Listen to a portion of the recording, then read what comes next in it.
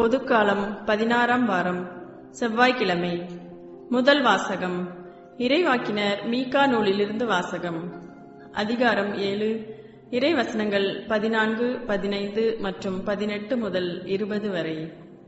ஆண்டவரே, உமது உரிமை சொத்தாய் இருக்கும் மந்தையாகிய உம்முடைய மக்களை உமது கோலினால் மேய்த்தருளும். அவர்கள் கர்மேலின் நடுவே காட்டில் தனித்து வாழ்கின்றார்களே. முற்காலத்தில் நடந்தது போல அவர்கள் பாசானிலும் கிளையாத்திலும் மேயட்டும். எகிப்து நாட்டிலிருந்து நீங்கள் புறப்பட்டு வந்த நாளில் நடந்தது போல நான் அவர்களுக்கு வியத்தகு செயல்களை காண்பிப்பேன். உமக்கு நிகரான இறைவன் யார்? எஞ்சியிருப்போரின் குற்றத்தை பொறுத்து நீர் உமது உரிமை சொத்தில் எஞ்சியிருப்போரின் தீச்செயலை மன்னிக்கின்றீர். உமக்கு நிகரானவர் யார்? அவர் தம் சினத்தில் என்றென்றும் நிலைத்திரார். ஏனெனில் அவர் பேரன்பு கூர்வதில் விருப்பமுடையவர். அவர் நம்மீது இரக்கம் காட்டுவார். நம் தீச்செயல்களை மிதித்து போடுவார். நம் பாவங்கள் அனைத்தையும் ஆழ்கடலில் எரிந்து விடுவார். பண்டைய நாளில் உங்கள் மூதாதையருக்கு நீர் ஆணையிட்டு கூறியது போல யாக்கோபுக்கு வாக்கு பிறழாமையும் ஆபிரகாமுக்கு பேரன்பையும் காட்டி அருள்வீர். இது ஆண்டவர் வழங்கும் அருள்வாக்கு. இறைவா, உமக்கு நன்றி. நற்செய்தி வாசகம். மத்தேயு எழுதிய நற்செய்தியிலிருந்து வாசகம். அதிகாரம் 12, வசனங்கள் 46 தொடக்கம் 50 வரை. அக்காலத்தில் மக்கள் கூட்டத்தோடு இயேசு பேசிக் கொண்டிருந்த பொழுது அவருடைய தாயும் சகோதரர்களும் வந்து அவருடன் பேச வேண்டும் என்று வெளியே நின்று கொண்டிருந்தார்கள். ஒருவர் இயேசுவை நோக்கி, அதோ உம் தாயும் சகோதரர்களும் உம்மோடு பேச வேண்டும் என்று வெளியே நின்று கொண்டிருக்கிறார்கள் என்றார். அவர் இதை தம்மிடம் கூறியவரை பார்த்து, என் தாய் யார்? என் சகோதரர்கள் யார் என்று கேட்டார். பின் தம் சீடர் பக்கம் கையை நீட்டி, என் தாயும் சகோதரர்களும் இவர்களே, விண்ணகத்திலுள்ள என் தந்தையின் திருவுளத்தை நிறைவேற்றுபவரே என் சகோதரரும் சகோதரியும் தாயும் ஆவார் என்றார். இது கிறிஸ்து வழங்கும் நற்செய்தி. கிறிஸ்துவே, உமக்கு புகழ்.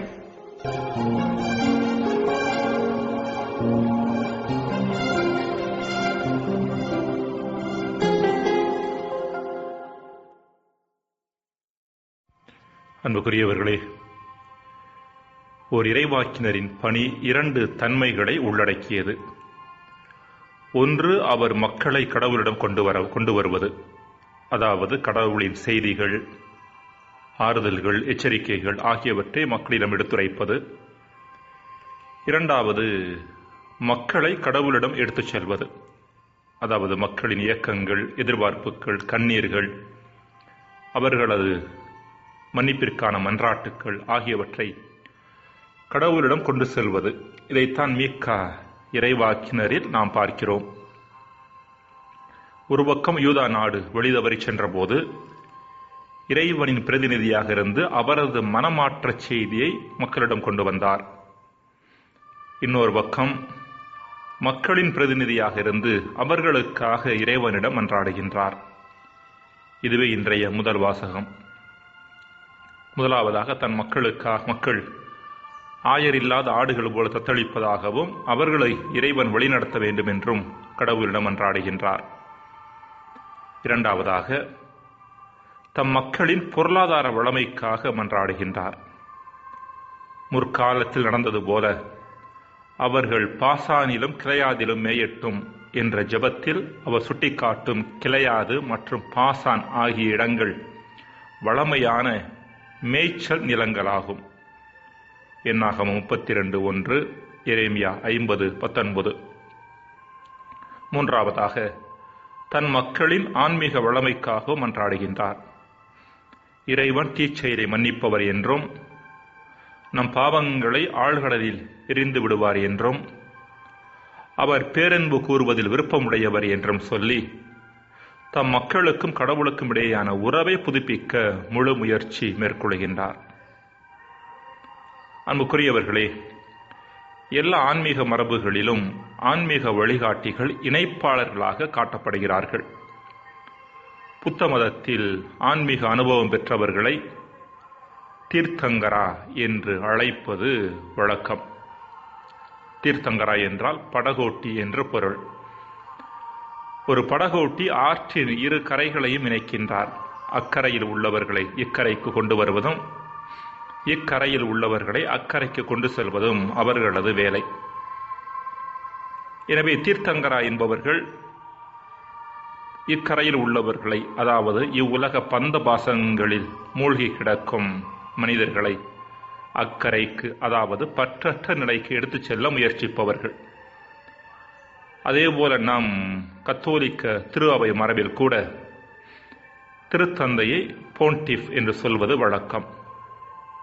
போன்ஸ் என்றால் பாலம். திருத்தந்தை கடவுளுக்கும் மனிதர்களுக்கும் இடையேயான பாலமாக இருக்கிறார் என்ற கருத்தை இங்கு வலியுறுத்தப்படுகிறது. எனினும் இப்படிப்பட்ட இணைப்பாளராக இருக்கக்கூடிய தன்மை ஏதோ ஒரு சிலருக்கு மட்டும் உரியது என்று எண்ணிவிடாமல் ஒவ்வொரு மனிதருக்கும், இன்னும் சொல்லப்போனால் ஒவ்வொரு கிறிஸ்தவருக்கு உரியது என்பதை நாம் புரிந்து கொள்ள வேண்டிய செய்தியாக இருக்கிறது. ஜெபம் மற்றும் தியானம் ஆகியவற்றின் வழியாக இறைவனோடு தொடர்பு கொண்டு அவர் தனக்கு வெளிப்படுத்துகின்ற செய்தியை தான் இருக்கின்ற இடத்தில், பணி செய்கின்ற இடத்தில் வாழ்வாக்க வேண்டியதும், அதை பிறரோடு பகிர்ந்து கொள்ள வேண்டியதும் ஒருபுறம், தனது மற்றும் தன்னோடு இருக்கும் மக்களின் இயக்கங்களை கடவுளிடம் எடுத்துச் செல்வது மறுபுறம். இதுதான் ஒரு கிறிஸ்தவரின் பணி. இன்னும் சுருக்கமாக சொல்லப்போனால், ஒரு இறைவாக்கியரின் பணியைப் போல ஒரு கிறிஸ்தவரின் பணி என்பது கடவுளை சக மனிதர்களிடம் இட்டுச் செல்வதும் மனிதர்களை கடவுளிடம் இட்டுச் செல்வதும் ஆகும். இதைத்தான் இறைமகன் இயேசுவும் தன்னுடைய வாழ்க்கையில் செய்தார். வானம் திறந்திருப்பதையும் கடவுளின் தூதர்கள் மானிட மகன் மீது ஏறுவதையும் இறங்குவதையும் காண்பீர்கள் என மிக உறுதியாக உங்களுக்கு சொல்லுகிறேன் என்று இயேசு நத்தனியேலிடம் சொன்னது யோவான் 1:51 அவர் மேற்கொண்ட இணைப்பாளர் பணியை சுட்டிக்காட்டுகிறது. மேலும் எபேசியர் 2:11 முதல் 18 வரை உள்ள வசனங்களில் புனித பவுல் எவ்வாறு இயேசு பிரிந்து கிடந்த மனித இனத்தை இணைத்து அவர்களை கடவுளோடு இணைத்தார் என்பதை விளக்குகிறார். சிலுவை என்பதே கடவுளையும் மனிதர்களையும் சக மனிதர்களையும் இணைக்கும் சின்னம்தானே. இன்றைய நற்செய்தியில் கூட இயேசு தன் தாய் மரியா மட்டுமல்ல, எல்லா மனிதர்களுமே தன் சகோதர சகோதரியாக இருப்பதன் மூலம் கடவுளோடு இணைக்கப்பட்டவர்கள் என்பதை எடுத்துரைக்கின்றார். ஜெபம்.